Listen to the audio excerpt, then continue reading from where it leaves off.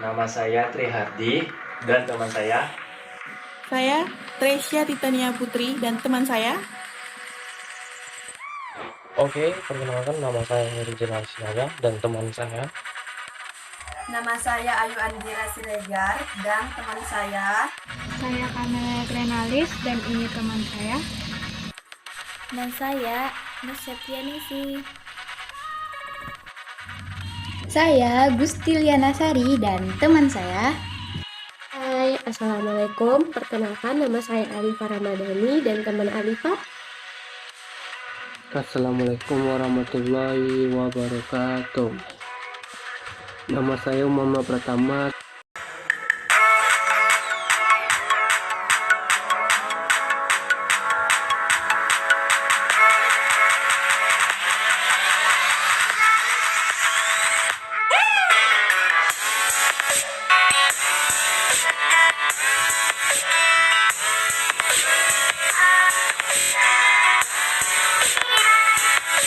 Assalamualaikum warahmatullahi wabarakatuh. Perkenalkan, nama saya Yolanda Khaironisa. Bersama teman-teman kali ini saya akan membahas tentang prosedur pemeriksaan KAS. Tapi sebelumnya saya ucapkan terima kasih dahulu atas perhatiannya yang telah diberikan oleh Bapak dosen, yang mana telah memberikan kesempatan kepada kelompok kami. Nah teman-teman, kita sedikit flashback nih ke kelompok sebelumnya mengenai kertas kerja. Kalian udah pada tahu kan apa itu kertas kerja? Seperti yang sudah kita ketahui, di dalam isi kertas kerja itu adalah dokumen-dokumen pemeriksaan yang telah dilakukan oleh si auditor di dalam melaksanakan auditnya. Oke, di sini saya dan teman-teman saya akan ngebahas nih mengenai prosedur pemeriksaan KAS. Nah guys, setelah prosedur pemeriksaan KAS sudah dilaksanakan, maka auditor akan mendokumentasikan semua kegiatan auditnya ke dalam kertas kerja yang mana sudah dijelaskan oleh kelompok sebelumnya. Untuk presentasi yang pertama, inilah teman kami, Camelia Grenalis. Nah, seperti yang dibilang Yolanda tadi, kali ini kita akan membahas tentang prosedur pemeriksaan KAS. Tapi sebelumnya kita harus tahu apa aja sih sifat-sifatnya. Nah, sifatnya sendiri yang pertama tuh ada sifat KAS dan yang kedua ada sifat bank. Sifat KAS sendiri yaitu sebagai alat pembayaran yang siap dan bebas dipergunakan untuk membiayai seluruh kegiatan perusahaan. Contohnya, PT Indofood mengeluarkan KAS untuk membeli persediaan bahan baku atau membayar tagihan listrik pabrik ataupun ingin menggaji para karyawannya. Dan yang kedua tuh ada sifat bank. Sifat bank merupakan sisa rekening giro perusahaan yang digunakan secara bebas untuk membiayai seluruh kegiatan perusahaan juga. Contohnya, PT Indofood membeli peralatan mesin sekitar 500 juta. Untuk mempermudahkan transaksinya, PT Indofood hanya perlu mengirimkan uangnya melalui bank tanpa harus membayarnya secara tunai. Nah, selanjutnya akan dijelaskan tujuan pemeriksaan KAS yang akan dijelaskan oleh kami. Assalamualaikum warahmatullahi wabarakatuh. Nama saya Muhammad Pratama. Saya akan menjelaskan materi yang saya sampaikan.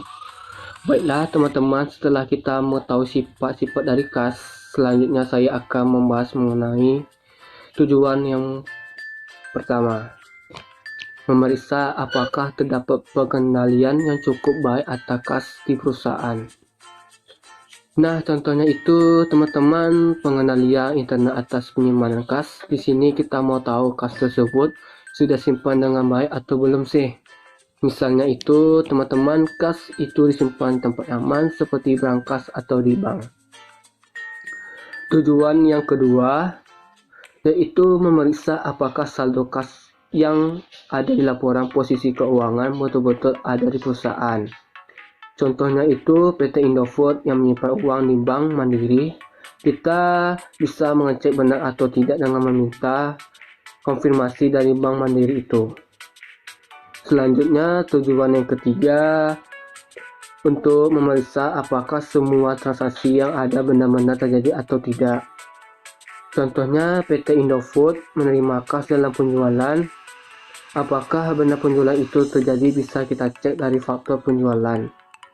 Hanya itu bisa saya sampaikan, akan dijalankan materi oleh Heri Zanali. Heri Zanali, saya persilakan. Oke, baiklah teman-teman. Di sini juga saya akan melanjutkan penjelasan dari Tama tadi. Nah, di sini saya akan melanjutkan penjelasan tujuan pemeriksaan kas yang keempat, yaitu untuk memeriksa semua transaksi penerimaan dan pengeluaran kas. Apakah sudah dicatat apa belum di buku pemeriksaan dan pengeluaran kas dan tidak ada yang dihilangkan. Nah, contohnya itu PT Indofood melakukan pengeluaran kas dalam membayar gaji karyawan. Nah, di sini kita memeriksa apakah gaji karyawan tersebut sudah dicatat apa belum. Nah, jadi kita mencari sesuai faktanya. Selanjutnya, tujuan yang kelima, yaitu memeriksa apakah semua transaksi kas sudah dicatat secara akurat apa belum. Contohnya itu PT Indofood melakukan pengeluaran kas dalam membayar listrik sebesar 20 juta. Nah, di sini kita memeriksa apakah jumlah yang ditulis dalam di buku pengeluaran kas benar-benar sebesar 20 juta apa tidak. Nah, kita sama yang seperti contoh keempat mencari faktanya juga. Nah, terima kasih buat penjelasan dari saya dan dilanjutkan oleh teman-teman saya. Assalamualaikum warahmatullahi wabarakatuh. Baiklah teman-teman semua, berdasarkan penjelasan dari Heri sebelumnya mengenai tujuan pemeriksaan kas, di sini saya akan melanjutkan tujuan yang keenam, yaitu untuk memeriksa apakah semua transaksi yang menyangkut penerimaan dan pengeluaran kas semua sudah dicatat pada waktu yang tepat dan tidak terjadi pergeseran waktu pencatatan atau timing. Dari tujuan keenam tersebut, saya akan memberikan sebuah contoh pada perusahaan PT Indofood. Contohnya yaitu misalnya PT Indofood melakukan pembelian persediaan pada tanggal 17 April 2020. Nah, di sini kita akan mengecek apakah transaksi tersebut sudah tepat pada tanggal 17 April atau pada tanggal lainnya. Selanjutnya, tujuan ketujuh yaitu untuk memeriksa apakah ada pembatasan untuk penggunaan saldo kas dan setara kas. Dari tujuan ketujuh tersebut, saya akan memberikan sebuah contoh pada perusahaan PT Indofood. Contohnya yaitu, misalnya jika PT Indofood terkena kasus hukum, seperti direktur utamanya melakukan korupsi sebesar 750 juta, maka uang sebesar 750 juta tersebut tidak bisa diakui di laporan keuangan sebagai kas. Nah, tujuan selanjutnya akan dibahas oleh teman saya yaitu Ayu Andira Siregar. Kepada Ayu saya persilakan. Sekian dan terima kasih. Wassalamualaikum warahmatullahi wabarakatuh. Baiklah teman-teman, dari penjelasan sebelumnya oleh teman kita Tri Hardi, di sini saya akan menjelaskan tujuan yang ke-8, yaitu untuk memeriksa seandainya ada saldo kas dalam valuta asing, apakah sudah diubah ke dalam rupiah dengan menggunakan kurs tengah BI atau Bank Indonesia, dan apakah selisihnya sudah dibebankan ke dalam laporan laba rugi. Contohnya, PT Indofood mempunyai saldo bank sebesar $10.000 dan dicatat ke dalam rupiah sebesar 130 juta. Nah, di sini kurs tengah BI 13.400, maka seharusnya yang dicatat sebesar 134 juta. Nah, karena yang dicatat 130 juta, maka selisihnya 4 juta. Maka harus dilaporkan ke dalam laporan laba rugi. Selanjutnya yang ke-9, yaitu memeriksa apakah penyajian laporan keuangan sudah sesuai dengan standar akuntansi. Contohnya, kita memeriksa laporan keuangan PT Indofood. Apakah kasnya sudah disajikan sebagai aset lancar atau malah dibuat aset tetap. Oke, baiklah teman-teman, mengenai pembahasan yang telah dibahas oleh rekan saya sebelumnya, yaitu Ayu Andira Siregar tentang tujuan pemeriksaan KAS. Agar kita dapat mencapai tujuan itu, maka perlu dilakukan prosedur pemeriksaan. Nah, prosedur pemeriksaan itulah yang akan saya bahas saat ini. Prosedur pemeriksaan itu ada 13 kan ya. Kami akan mencontohkan prosedur audit atas PT Indofood. Yang pertama, kita harus memahami dan mengevaluasi internal control. Salah satu caranya dengan mengajukan pertanyaan lalu membuat kesimpulan. Contohnya kita mengecek pemeriksaan KAS seperti penjualan. Nah, di sini kita memeriksa apakah penjualan tersebut sudah dilaporkan di laporan keuangan dengan benar atau belum. Jika laporannya sudah benar, lalu kita dapat membuat kesimpulan bahwa pengendalian internal perusahaan tersebut sudah berjalan dengan baik. Tahap yang kedua itu yaitu kita harus membuat top schedule KAS. Contohnya, kita ini sebagai auditor harus membuat ringkasan informasi yang berhubungan dengan penerimaan dan pengeluaran KAS yang ada di PT Indofood itu. Setelah itu kita masukin deh ke dalam kertas kerja tahap yang ketiga ya. Tahap yang ketiga yaitu kita harus melakukan perhitungan fisik KAS. Contohnya, di PT Indofood memiliki KAS sebesar 100 juta. Lalu di sini kita disuruh menghitung KAS tersebut apakah benar 100 juta atau kurang atau bahkan bisa melebihi dari 100 juta. Baiklah, tahap yang selanjutnya bisa dibahas oleh teman saya, Tresia Titania Putri. Baiklah teman-teman, saya Tresia Titania Putri akan menjelaskan prosedur pemeriksaan KAS dari tahap keempat sampai tahap ketujuh. Nah, setelah kita melakukan perhitungan fisik atas KAS perusahaan yang sudah dijelaskan oleh Gusti sebelumnya, selanjutnya kita akan memasuki tahap keempat, yaitu mengirim konfirmasi atau pernyataan atas saldo dari kasir ketika kita tidak melakukan cash of name. Nah, di sini contohnya kita sedang memeriksa atau mengaudit PT Indofood yang ada di Jakarta. Terus kita pengen tahu nih, berapa sih kas dari PT Indofood yang cabangnya di Pekanbaru. Nah, misalnya di cabang Pekanbaru itu hanya memiliki kas 10 juta. Sedangkan biaya yang akan kita keluarkan ke Pekanbaru itu misalnya 15 juta. Nah, di sini kita tidak perlu datang ke Pekanbaru karena biaya yang kita keluarkan itu jauh lebih besar daripada saldo yang mereka miliki. Nah, di sini kita hanya perlu meminta pihak keuangan di Pekanbaru untuk mengirim konfirmasi atas saldo kas yang mereka miliki. Nah, untuk tahap yang kelima, yaitu mengirim konfirmasi dari seluruh rekening bank yang dimiliki oleh perusahaan. Nah, di sini contohnya, misalnya PT Indofood ini dia menyimpan kasnya di Bank Mandiri. Nah, kita sebagai auditor meminta kepada Bank Mandiri untuk mengirim surat konfirmasi atas saldo kas yang mereka miliki. Nah, untuk teman-teman tahu contoh dari surat konfirmasi itu, kalian bisa lihat di sebelah video saya ini. Oke, selanjutnya itu tahap yang keenam, meminta rekonsiliasi bank. Nah, di sini rekonsiliasi bank itu dibikin oleh pihak klien. Nah, mereka bikin berdasarkan dari rekening koran yang mereka terima dari bank. Nah, di sini contohnya itu PT Indofood sudah melakukan rekonsiliasi bank. Nah, setelah mereka melaksanakan rekonsiliasi bank itu, maka rekonsiliasi itu akan diserahkan kepada auditor. Nah, untuk contoh rekonsiliasi banknya, kalian bisa melihat dari sebelah video saya ini. Oke, tahap selanjutnya yang ketujuh yaitu memeriksa rekonsiliasi bank. Nah, karena rekonsiliasi bank ini dibikin oleh pihak klien, bisa aja kan mereka memanipulasi atau merubah rekonsiliasi bank yang mereka bikin. Nah, oleh karena itu kita perlu memeriksa kembali saldo yang mereka tulis di rekonsiliasi bank itu berdasarkan dari surat konfirmasi bank yang sudah kita terima dari tahap kelima yang sebelumnya sudah saya bahas. Nah, oke, untuk tahap selanjutnya akan dijelaskan oleh teman saya Alifa. Bismillahirrahmanirrahim. Nah, teman-teman, setelah kita meminta rekonsiliasi banknya, habis itu kita melakukan pemeriksaan terhadap rekonsiliasi banknya, maka kita akan masuk ke prosedur ke-8, yaitu mereview jawaban konfirmasi dari pihak bank, pihak notulen rapat, dan pihak perjanjian kredit untuk mengetahui apakah ada pembatasan rekening bank yang dimiliki oleh perusahaan tersebut.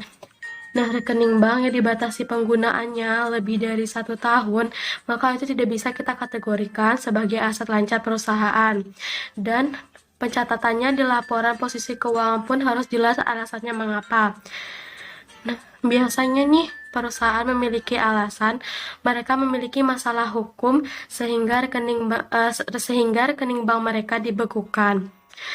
Dan selain itu bisa jadi rekening bank itu sebagai alat jaminan atau garansi bank.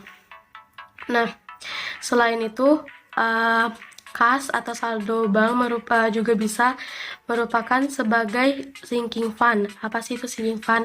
Sinking fund itu sama seperti ini teman-teman. Dana tersebut tidak bisa kita gunakan sebagai rutinitas perusahaan, tetapi dana tersebut akan dijadikan sebagai alat pelunasan untuk obligasi atau ekspansi perusahaan tersebut. Maka seorang auditor akan menanyakan nih kepada kliennya apakah ada pembatasan rekening bank, dan mereka juga akan mereview jawaban konfirmasi dari pihak bank, pihak notulen rapat, dan pihak perjanjian kredit. Nah, kita masuk ke prosedur yang selanjutnya atau prosedur yang ke-9 adalah yaitu pemeriksaan interbank transfer lebih kurang 1 minggu sebelum atau sesudah tanggal laporan posisi keuangan atau neraca untuk mengetahui apakah adanya kiting bank yang bertujuannya untuk window dressing. Nah, biasanya cek kiting akan dilakukan oleh perusahaan yang memiliki lebih dari satu rekening bank. Contohnya seperti ini, ketika perusahaan PT Indofood memiliki 2 rekening bank, yang pertama yaitu Mandiri dan BNI. Nah, seandainya nih, jika PT Indofood ini mengirim saldonya ke rekening bank Mandiri tersebut, maka otomatis di rekening bank akan masuk dan berlebih, sehingga pencatatannya pada posisi keuangannya akan berlebih dan perusahaan tersebut akan terlihat lebih baik, padahal mereka tidak mengurangi pada bank BNI yang mereka kirim tersebut, sehingga current ratio PT Indofood akan terlihat lebih baik. Nah, kan tadi bertujuan untuk window dressing, yaitu untuk melaporkan keadaan yang sebenarnya kepada auditor. Itulah yang diharapkan oleh seorang auditor. Nah, teman-teman, kita masuk ke prosedur yang ke-10 nih. Apa sih prosedur yang ke-10? Prosedur yang ke-10 adalah pemeriksaan transaksi setelah tanggal neraca atau subsequent payment dan subsequent collection sampai akhirnya mendekati berakhirnya tanggal pemeriksaan lapangan. Nah, tujuannya untuk apa sih? Tujuannya untuk mengetahui jika ada kewajiban yang belum dicatat. Contohnya seperti ini. Ketika suatu perusahaan memiliki penasehat perusahaan, maka pada 20 Desember atau pada bulan Desember mereka melakukan konsultasi pada penasehat perusahaan dan akan dibayar pada bulan Januari 2016. Maka kan belum dicatat, sehingga itu termasuk kewajiban yang belum dicatat. Nah, fungsinya itu untuk menghindari kewajiban yang belum dicatat seperti itu. Teman-teman, setelah kita melakukan pemeriksaan kas yang sudah dijelaskan oleh Arifah sebelumnya, dan selanjutnya saya akan membahas tahap yang ke-11, yaitu pemeriksaan saldo kas dalam mata uang asing itu sudah diubah dalam rupiah atau selisihnya sudah dilaporkan ke laba rugi atau belum. Nah, contohnya sama saja seperti penjelasan teman saya yaitu Ayu Siregar sebelumnya pada tujuan pemeriksaan kas yang ke-8. Selanjutnya, tahap ke-12 yaitu pemeriksaan apakah penyajian kas dilaporkan posisi keuangan sudah sesuai SAK. Contohnya, kita sebagai auditor itu memeriksa apakah kas yang dilaporkan keuangan PT Indofood itu termasuk ke dalam aset lancar atau aset tetap. Selanjutnya, tahap yang terakhir yaitu membuat kesimpulan atas kewajaran saldo kas perusahaan. Kesimpulan atas kewajaran itu sudah dibahas oleh Pak Dian pada saat pertemuan di kampus. Contohnya, setelah kita melakukan proses pemeriksaan, kas PT Endofit itu ternyata seluruh laporan keuangan sudah memenuhi standar, lengkap dan benar. Oleh karena itu kita bisa memberi kesimpulan bahwa kasnya wajar tanpa kecualian atau WTP. Oke, sekian presentasi dari kelompok kami. Thank you for watching. Jika ada yang ingin ditanyakan, silahkan tulis di kolom komentar atas.